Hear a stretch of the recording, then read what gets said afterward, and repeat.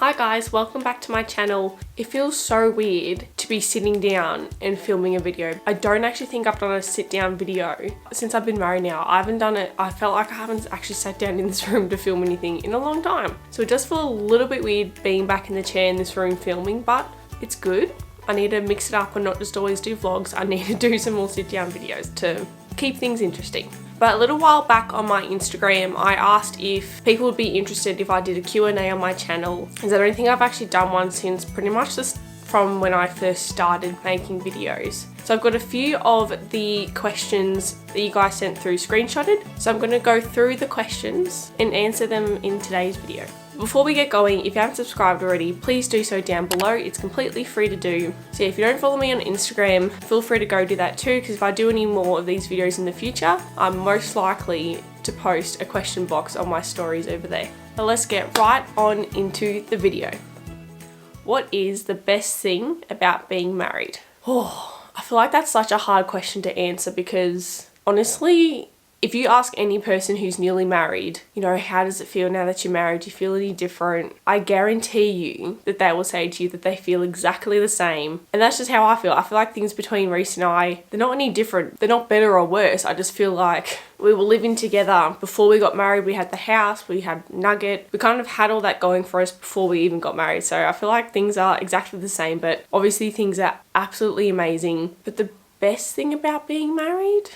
I guess it's going to take us a while to get used to, but even just referring to him to people as my husband now is going to be, I think it's going to take a lot to get used to. Not that it's like weird in a bad way, it's like weird in a good way, because even when we were engaged, I don't think I ever felt like it was normal to say, oh, this is Reese, he's my fiance. I'd always say, even now I still say, you know, this is Reese, this is my partner. Now he's my husband and I'm a wife, which is so crazy and surreal, but it's the most amazing feeling. And now that it's kind of like locked in and we're legally married, I just think it's such more of a special bond and commitment, and I feel like it's just so special. I think that would have to be the best thing I like so far about being married, is saying, yes, you know, this is Reese, he's my husband. Was there one thing you're super grateful you did at your wedding? I feel like I kind of want to do a separate video fully based around the pros and cons of the wedding, what I'm so glad I did, what I wish I didn't do. So I think I'll keep it quite simple in this video because I think I want to combine everything and go into more detail in a future video. I don't think there's ever a sit down video where I don't sneeze. Welcome to my life, honestly. I think a couple of things I'm super grateful I did at my wedding, which I wasn't initially thinking of doing, but now looking back, I couldn't have imagined it any other way. I think it was so super special to have both my mum and my dad walking me down the aisle, because it was never something I initially thought I would do for the wedding. I kind of always thought, you know, it would just be dad walking me down, because I think traditionally that's just what you do.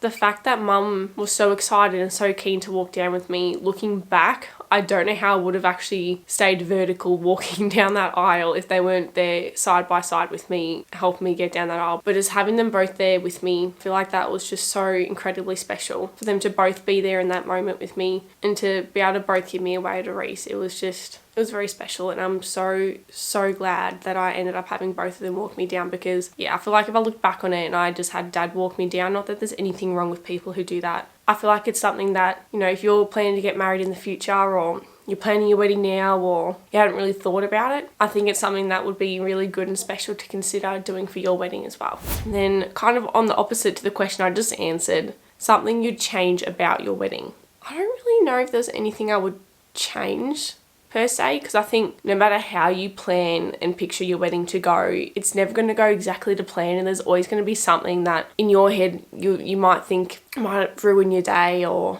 something that I would change. Honestly, I don't know.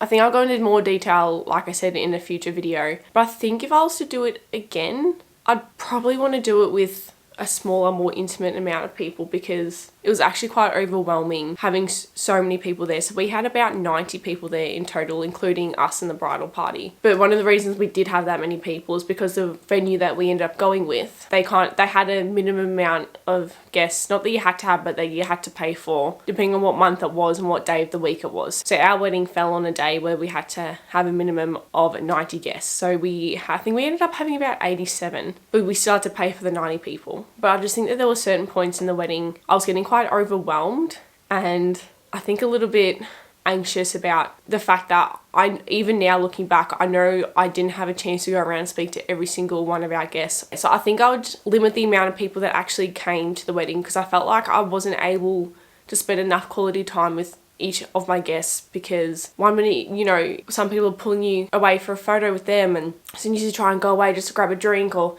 have something to eat, your arm gets pulled to the other side and more people want photos, which, don't get me wrong, I totally understand people wanting photos with the bride and groom. And looking back, I'm glad those people were so eager to get photos with us, otherwise we just wouldn't have got them. But there was a point where one of my bridesmaids and my best friend Leah actually had to pull me away from people getting photos with me, because I hadn't eaten the main meals and they'd been out there for like 5 or 10 minutes and I just hadn't had a chance to go over there. And she physically had to pull me away and say, no more photos for now, you need to go eat and have something to drink. And I'm so grateful that she did do that, because I probably would have just stood there and kept getting photos the whole night and not eaten enough. Not that I didn't want all of my friends and family there, it was just more, I felt like I couldn't give enough of my time to each of the guests to make them feel special and show them how grateful I was for them being there. So yeah, I think if I was to change something about it, I'd probably make it a more intimate wedding. I think that answered the question. I think I got a little bit off on a tangent and can't even go through a video without one, sneezing and then burping. Okay, next question. What do you do to look after your mental health?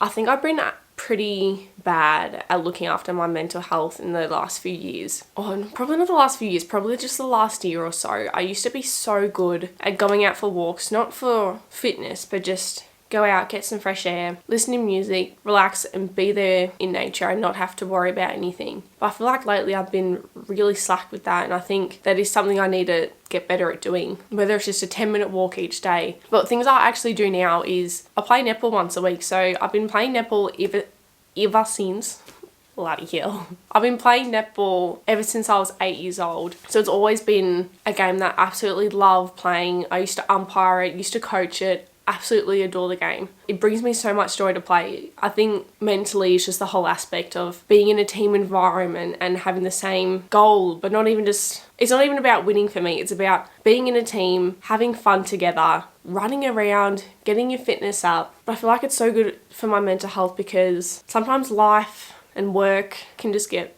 very stressful and overwhelming. So being able to take just an hour away a week and just get my mind off everything that's stressing me out is so beneficial for me. I find it one of the best things that I've ever done to help with my mental health. I think nowadays though, I think my mental health is actually pretty damn good compared to what it used to be about 5-6 years ago. I think it's also had to do with not just playing netball again, but the people that I choose to stay in my life and who I choose to spend my time with, because those are the people that bring something positive to my life and make me smile and happy. And yeah, I think even just getting back into reading lately. I finished reading the It Ends With Us, It Starts With Us. I'm currently reading Ugly Love. I feel like even doing that has really helped my mental health. I went through a phase where all I did was just watch TV series like Vampire Diaries, Pretty Little Lies. That's all I would do with my spare time. But now, you know, I play netball.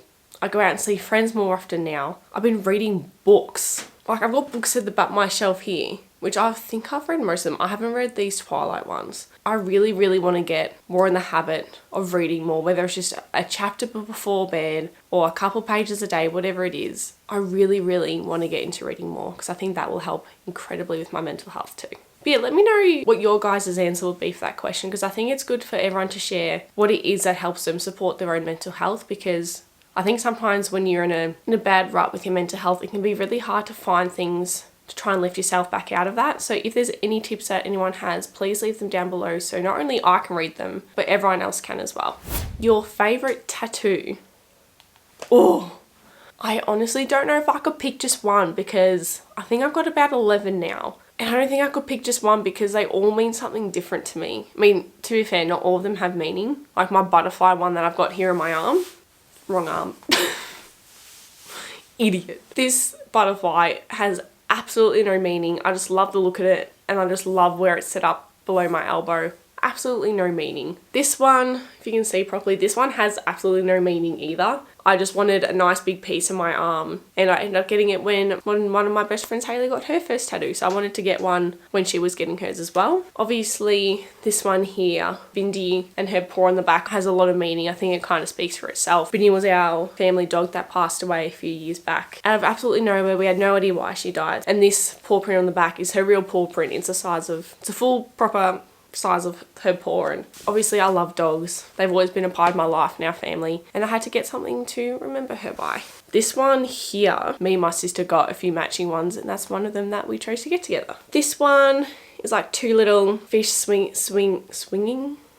Is two little fishes swimming together in a circle, and it's got a C and a J to represent myself and my sister. This little B, no meaning whatsoever. I just thought it was cute. And then here I've got family first. That's obviously a special one because my family's amazing, and where would I be without them? Then of course, it's a bit of an awkward one to show, but it says, "It's me, hi." I'm a Swiftie. I love Taylor Swift, always have, always will. As soon as I heard those lyrics, I just had an epiphany and had the urge to get it as a tattoo. I've also got a matching tattoo with my sister of like a bow and arrow. She's got it behind her ear and I've got it on my ankle. And then my last one, I won't be able to probably show you it here, but I think I have shown it on a video before. It's a dove with the initials of my grandpa who passed away probably about 6 or 7 years ago now. And I wanted it there on my ribs so it was as close to my heart as it can be because he was a very special man in my life. And I miss him very much. So I don't know why that question just turned into a tattoo tour. Favourite tattoo? Yeah, no, I don't have a favourite tattoo. I love every single one of them, and so many of them have such deep meanings to me that I wouldn't be able to pick just one. What was the hardest thing about raising a puppy? Oh, to be fair, I know we got her like a year and a half ago now, but it feels like we are still raising a puppy. Like at the moment, our struggle with her is her digging when we're not home, but she's slowly getting better. It's not like she does it every time when we're not home, but trying to think of ways to combat that has been hard. We've got a sandpit out for her and we hide treats in there so we can encourage her to dig there. We've put out a little water pool because she's a massive water baby. We've got a bunch of toys out there, only ones that she can have because she swallows everything, like the rock. She swallowed the rock. But the hardest thing about raising her, I think just learning what boundaries you're okay with, because initially when we were getting her, we planned, you know, she wouldn't be allowed on the carpet and she would only be allowed on one side of the couch. All that is out the window, so I think that's been very hard to kind of stick to your guns and have the same rules together and actually follow through with those rules and have consequences each time when she does something wrong. We're not always the greatest at, so I think that's more something that's been hard for us to do when raising her, not actually anything to do with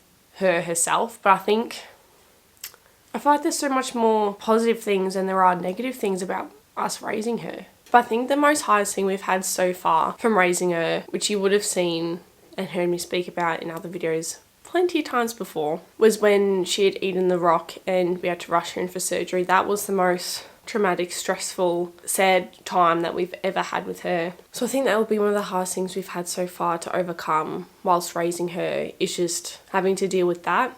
But other than that, I guess maybe crate training her at the start was horrendous, but it only took a few nights until she absolutely loved the crate, so that ended up being good in the long run. But yeah, don't know if I could specifically pinpoint the hardest thing about raising a puppy, I guess besides the emotional trauma from her being rushed to emergency.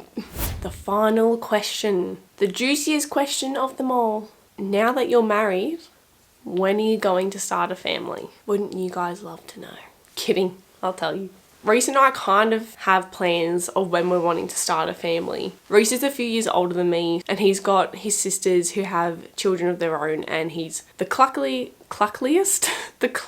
man alive. So if I said to him today, Reese, let's start a family, he would be all over it. He would be keen. But there are certain things that I want to do before we start having kids. For example, I want to go overseas. I have never been overseas before. Never had a passport, never done any of that. Whereas Reese has. Reese has had his traveling overseas with friends days, but I haven't had any of that. And I think we're planning probably the end of next year, kind of planned. There's nothing's booked in, nothing set in stone. But we've kind of penciled in that we're wanting to go to Italy for a couple weeks. Italy is one of the only places I'm really set on wanting to go to travel to. One, because Italian food is my favourite. I just want to eat pasta and pizza all day long. So going to the place where it's the most amazing type of Italian food in Italy. That's where I want to go. But all I want to do, I would be so satisfied and content if all we do when we go to Italy is go to Venice and for me to go on a gondola, drink some wine whilst an Italian man sings to me.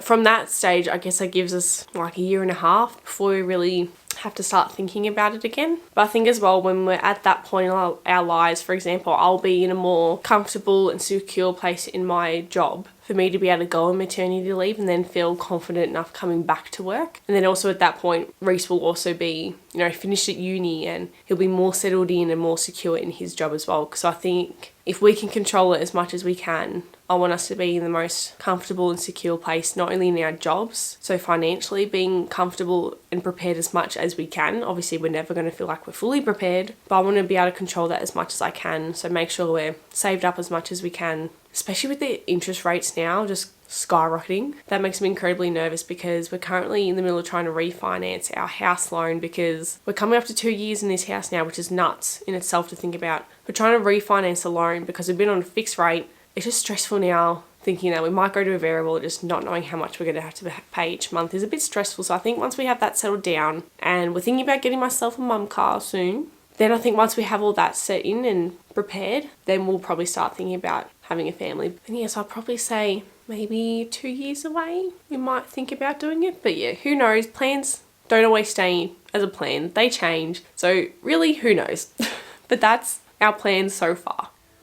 Alrighty, so that was all for today's video. I really hope you guys enjoyed. If there are any other questions that you'd like me to answer in future videos, please leave them down in the comments below and I'll make sure I save them for the next one. If you did enjoy this video and you're not subscribed already, please do so down below and join the family. Thank you again so much for watching. I'm super grateful for every single one of you that have supported me right from the get-go when I started, or even if you just started watching me yesterday, or even if today is the first time you've seen my face, thank you so much for being here and supporting me. It really does mean the world to me. But as always, stay safe, stay well, and I'll see you in my next video.